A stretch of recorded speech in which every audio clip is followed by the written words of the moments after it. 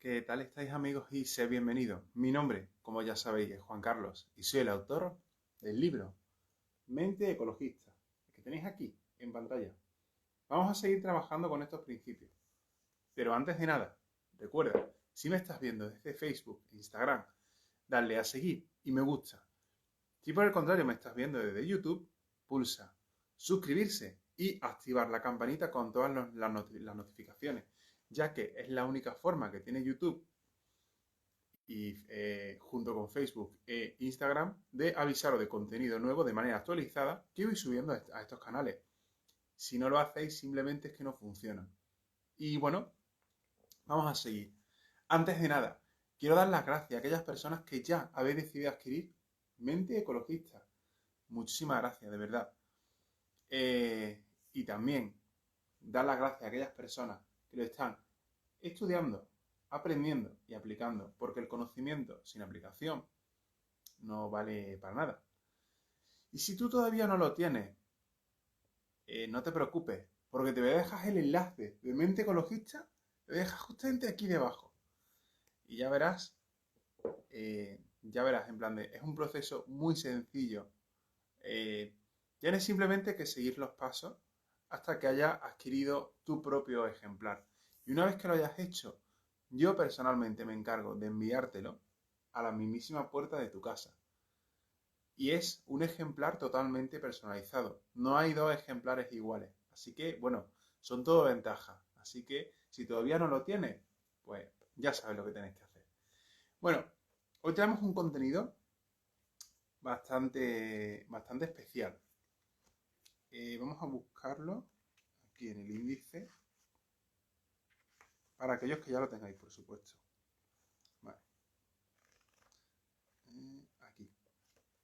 Bien, y para aquellos que ya tengáis Mente Ecologista en vuestras manos, estamos en la página 55. Mira, hoy vamos a hablar de un tema que genera mucha controversia, ¿vale? Pero que es así y que es real. Veréis, todos conocemos las centrales nucleares, todos conocemos Chernobyl y el accidente nuclear que se produjo. Y a partir de ahí, hay un concepto muy extendido por toda la sociedad con el objeto de considerar todo lo que sea la energía nuclear como algo malo, directamente. Punto. La nuclear es mala y punto. La propia Greenpeace, que todos conocéis, es la primera en oponerse a este tipo de centrales. Pero si os paráis a pensar y sois más analíticos y más científicos, se trata a fin de cuentas, ¿no? Es lo que os enseño a desarrollar aquí en Mente Ecologista, en este libro. Si sois más científicos, os daréis cuenta de que es lo más inteligente. Mirad, ¿qué es la contaminación radiactiva? Vamos a empezar por ahí. Vamos a ir contando las cosas en orden. Una reacción nuclear es una reacción en la que, a diferencia de una reacción química, toqueteamos la composición del núcleo. La diferencia entre una reacción nuclear y una reacción química es que las reacciones químicas tocan los orbitales externos, ¿vale? Es decir, todo tema de electrones más lejanos, los más cercanos y tal, pero ahí se queda la reacción. Por el contrario, cuando estamos hablando de una reacción nuclear, no estamos tocando, o no simplemente estamos tocando la parte de los electrones, no. Ya vamos a tocar incluso el núcleo, tanto los protones como los neutrones. Y aunque sí que es cierto que los neutrones no tienen un papel eléctrico en esas interacciones, también juegan un papel fundamental en la desintegración radiactiva. ¿Por qué surge la radiactividad? Vamos a comenzar por esos pasos. Mira, la radiactividad es un proceso natural por el cual un átomo, y principalmente pesado, un átomo más pesado, tiende a descomponerse en partes más pequeñitas. Esta característica no la vamos a encontrar, pues, por ejemplo, en el hidrógeno o en el litio, o por ejemplo en el nitrógeno, ni en el oxígeno. Porque principalmente son metales, o sea, son elementos, perdón, muy ligeros. A diferencia de otros metales, como por ejemplo el plomo, el antimonio, el uranio, el instenio y bueno, los lantánidos y los actínidos y todas estas sustancias nuevas descubiertas de la última fila de la tabla periódica, son elementos extremadamente pesados. Y debido a la altísima cantidad tanto de protones como de electrones que tienen en su interior, son sustancias inestables, ¿vale? Entonces, como son sustancias inestables, tienden a buscar el equilibrio, porque recordemos, a partir de la segunda ley de la termodinámica, la naturaleza tiende al equilibrio, ¿vale?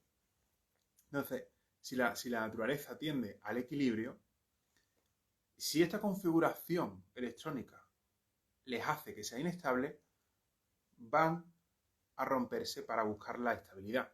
Y en ese proceso de ruptura, los átomos liberan energía.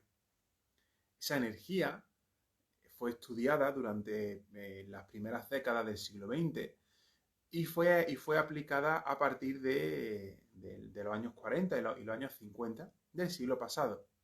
Entonces, bueno, pues esa forma de energía era una forma, pues, bueno, es una forma, mejor dicho, muy buena de obtener energía. De hecho, tiene muchas ventajas. O sea, en primer lugar, es una energía muy barata.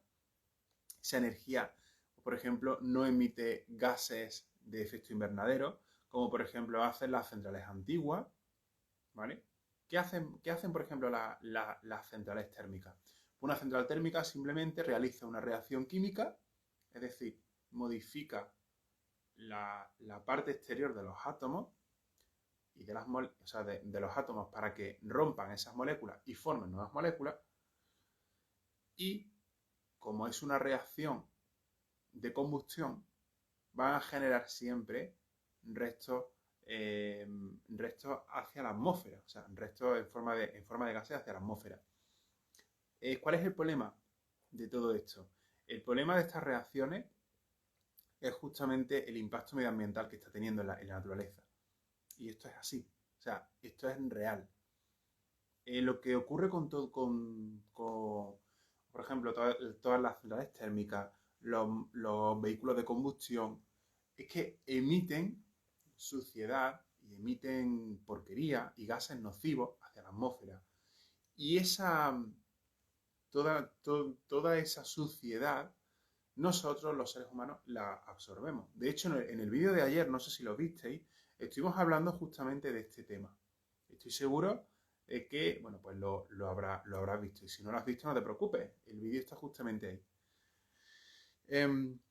Como forma de eliminar este problema, los físicos, durante los años 40 y los años 50, decidieron utilizar este fenómeno, la descomposición radiactiva, como manera de obtener energía. Y las centrales nucleares son una alternativa limpia respecto de las centrales previas. No significa que sean la más, o sea, la más perfecta, ¿no? Ni lo mejor. No significa eso, ni de lejos. Pero sí que significa que es un gran paso. Y mira, es una energía muchísimo más barata. Porque, por ejemplo, tanto el carbón, el petróleo, el gas natural, ¿vale? Son recursos que su precio va subiendo, subiendo, subiendo, subiendo, ¿vale? ¿Y por qué? Bueno, pues porque porque el consumo y la demanda de estos productos se ha disparado desde la primera revolución industrial. Pero la tasa de regeneración no corresponde con la tasa de consumo. Entonces es normal que el precio de estos productos suba y tienda a subir. ¿Vale? Eso es una cosa completamente normal. En el caso, por ejemplo, de las centrales nucleares, estamos utilizando uranio o plutonio. Por un lado, no estamos explotando ni todo el uranio ni todo el plutonio del planeta. Y por otro lado, las centrales nucleares no requieren de grandísimas cantidades de estos materiales para que sigan funcionando. Entonces, bueno, pues podemos decir que tiene un precio mucho más barato. A nivel medioambiental, ¿no? A nivel de contaminación, el único residuo que genera de esa reacción nuclear es agua en forma de vapor. Por esa razón, cuando vemos de las centrales, de las torretas, de estas grandes torres de las centrales nucleares, salir vapor, ese vapor simplemente es vapor de agua y encima es puro, o sea, completamente puro, no hay peligro. A efectos también tanto de ratio, producción de electricidad respecto de contaminación del medio ambiente, es también de las mejores formas de generación de energía. Porque las centrales nucleares tienen una capacidad de producir muchísima energía. Y es que, recordémoslo así, en un átomo hay energía en los orbitales electrónicos, pero donde está la mayor cantidad de energía es en el núcleo. Ahí es donde está realmente la mayor cantidad. Entonces, es muy inteligente, ¿no? hacer esto. Y las centrales nucleares producen muchísima más electricidad respecto de las térmicas, muchísimo. Sin embargo, a finales de los años 80, en 1989, una noticia muy famosa corrió por todo el mundo. No fue la única noticia. O sea, es decir, otras centrales han tenido accidentes nucleares previos a la de Chernobyl. Pero esos accidentes han sido mínimos, han sido muy pequeños. Mirad, tenemos, por ejemplo, casos tanto en Estados Unidos, también, pues, por ejemplo, tenemos un caso que fue posterior, el de Fukushima, en el año 2011, pero el caso de Chernobyl marcó un antes y un después. Mirad, antes de lo de Chernobyl, las centrales nucleares no tenían ni protocolos de vigilancia, ni protocolos de seguridad. O sea, ni protocolos de posibles accidentes. No tenían nada. O sea, cero. Tenían cero. Para que vosotros, bueno, pues lo comprendáis, ¿no? No tenían absolutamente nada. Y también es cierto que la Unión Soviética decidió hacer cosas que no debería haber hecho. Una central nuclear no es un lugar para hacer experimentos científicos, por poner un ejemplo, cosa que la URSS pues sí hizo. Entonces, cuando la gente escucha hablar de centrales nucleares y tal, automáticamente se les viene a la cabeza algo malo y punto. Pero la energía nuclear en sí no es algo malo y no es algo bueno. Todo depende del uso que le demos. Estamos yendo hacia un escenario en el que la electricidad que se genere a través de estas centrales nucleares, o sea, a través de las centrales térmicas, va a ser cada vez más cara. Y como consecuencia, es cierto que estamos explotando las energías renovables, pero en ese patrón de diferencia, es decir, supongamos que un día no producimos lo suficiente con las renovables. Entonces tenemos que tirar de las nucleares, partiendo también de la base de que las térmicas no producen lo suficiente, ¿vale? Entonces será completamente necesario. ¿Pero qué fue lo que pasó en Chernobyl? Pues mira, en Chernobyl simplemente la Unión Soviética mandó a hacer ciertos experimentos y ciertas cosas que no deberían haberse hecho nunca, jamás. Pero, bueno, pues eso fue lo que decidieron hacer los comunistas, sin conocimiento, sin absolutamente nada. Y de hecho, fijaos lo que ocurre cuando colocamos a cualquier persona que no tiene ni formación, que no tiene conocimiento, que no tiene nada, la colocamos a hacer una tarea o una función de la que no tiene formación. La conclusión final, pues que esa persona puede cometer errores. Y lo de Chernobyl fue un error. Así de claro. La consecuencia de todo eso, bueno, pues que cuando quisieron apagar aquel experimento que, bueno, pues que se le habían ido de las manos, el reactor del núcleo empezó a elevar su temperatura. Entonces dicho reactor se fundió, o sea, se fusionó, hizo todo lo contrario de lo que hace la fisión nuclear y evidentemente, bueno, pues explotó, ¿no? Todos esos materiales que estaban contenidos en esa zona salieron disparados. Y el problema no es en sí que saliesen disparados, no. El problema es que la mayoría de esos radioisótopos son átomos.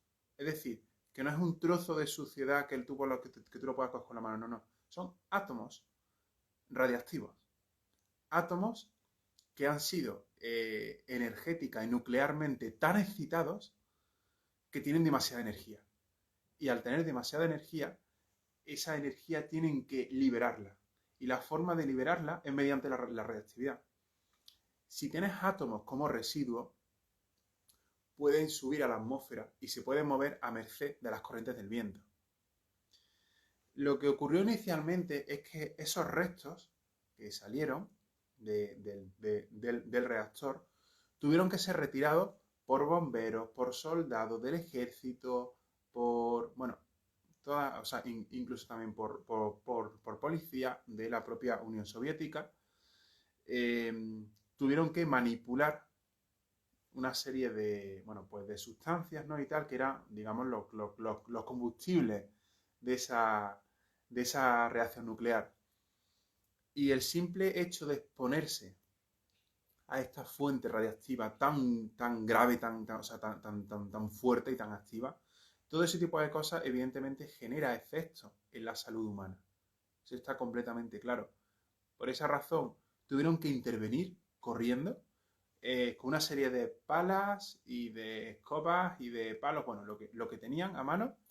Tuvieron que empezar a recoger restos de ese combustible que estaba en el reactor del núcleo y empezar a taparlo con otras sustancias, empezar a moverlo a diferentes estancias, a diferentes lugares de la central, para que esa descomposición de la radiación, aunque no la podamos controlar átomo por átomo, sí que podamos encerrarla, al menos en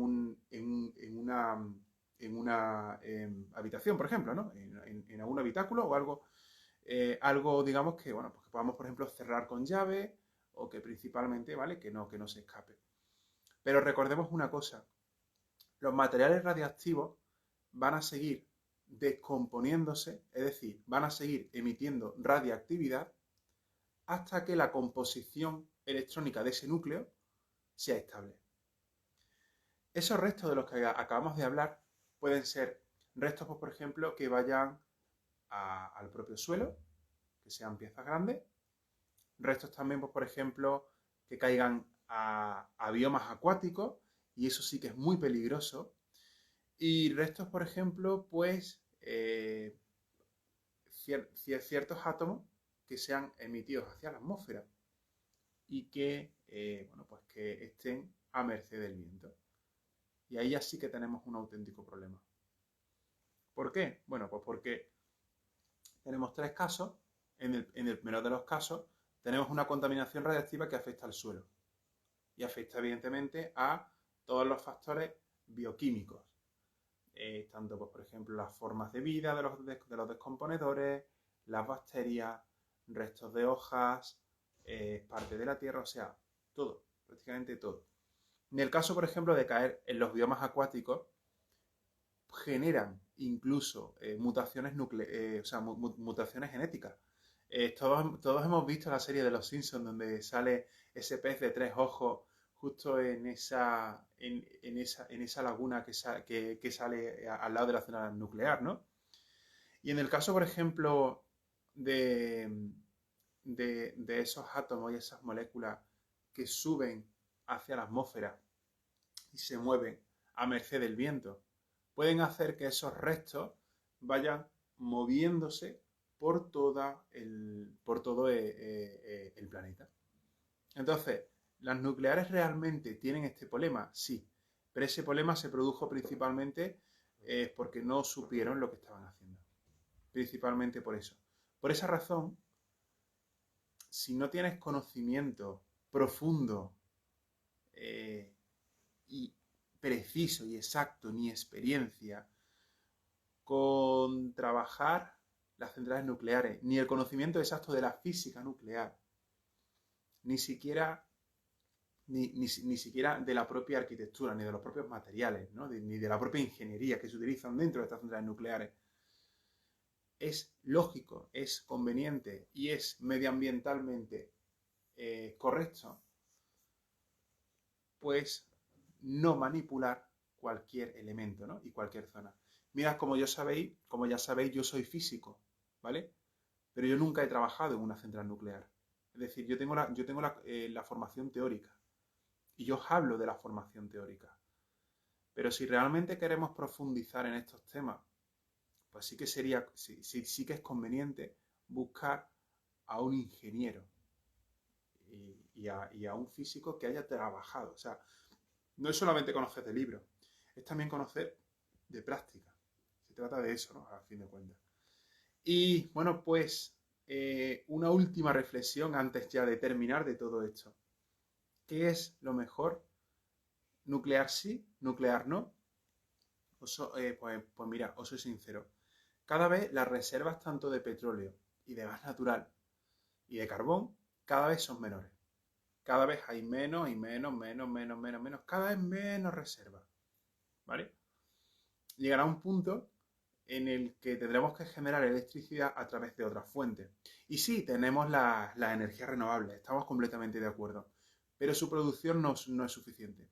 Toda la producción de las renovables no es capaz de compensar el consumo, es insuficiente. Entonces, el ser humano tendrá que recurrir a la energía nuclear, sí o sí, al menos hasta que hayamos desarrollado nuevas fuentes de generación de electricidad. Así que, bueno, pues nada más, señores. Aquí tenéis un contenido muy interesante, ¿vale? Y que sí os recomiendo que lo veáis, que lo volváis otra vez a ver, ¿vale? Sobre todo, con este vídeo quiero tirar al suelo posibles estigmas y mitos sobre la energía nuclear que no os han contado, ¿vale? Y que no os han dicho, pues, absolutamente nada. Así que nada más, señores. Muchísimas gracias a todos vosotros. ¿Quieres saber más acerca de todo este mundo, de la física nuclear, de la radiactividad y de cómo afecta todos estos fenómenos al medio ambiente? ¿Quieres aprender incluso más? Bueno, pues te reto, ¿vale? Te reto a que adquieras un ejemplar de Mente Ecologista y que lo estudies, que lo aprendas y que lo apliques en tu día a día. Porque, bueno, recordad que si, o sea, recordad que que todo aprendizaje que no se aplique simplemente es conocimiento, pues que no vale para nada. No se convierte en sabiduría, no, simplemente es un conocimiento, ¿vale? Pero que no sirve. Y para todas aquellas personas que no lo tengáis, no os preocupéis porque os voy a dejar el enlace de Mente Ecologista. Lo voy a dejar aquí, justamente aquí debajo. Tan simple como que pulsáis el botón, seguid los pasos y ya veréis qué sencillo es que podéis adquirir un ejemplar. Es muy fácil, es muy sencillo, ¿vale? Así que, bueno, pues, ¿a qué espera? Pulsa aquí en este enlace y venga, ponte ya a estudiar, a aprender, para que puedas aplicar estos principios. Vienen contenidos nuevos, vienen vídeos nuevos. Si os gusta la física, si os gusta la ciencia del medio ambiente, si os gusta la ecología, si os gustan todas estas cosas, bueno, pues permaneced completamente atentos a Mente Ecologista. Así que, señores, nada más. Muchísimas gracias a todos vosotros. Recordad también que el asunto del medio ambiente no es de 1, 5 o 10 personas. No. Es de toda la humanidad. Por esa razón tengo un propósito. Llevar los principios de Mente Ecologista, que tenéis aquí, a todos los rincones del planeta. Para que entre todos juntos creemos una economía, tecnología y una sociedad cada vez más crecientes y más desarrollados, junto con una reducción de nuestro impacto medioambiental hacia la propia naturaleza. Así que nada más, señores, muchísimas gracias a todos vosotros y nos vemos en el próximo contenido. Adiós.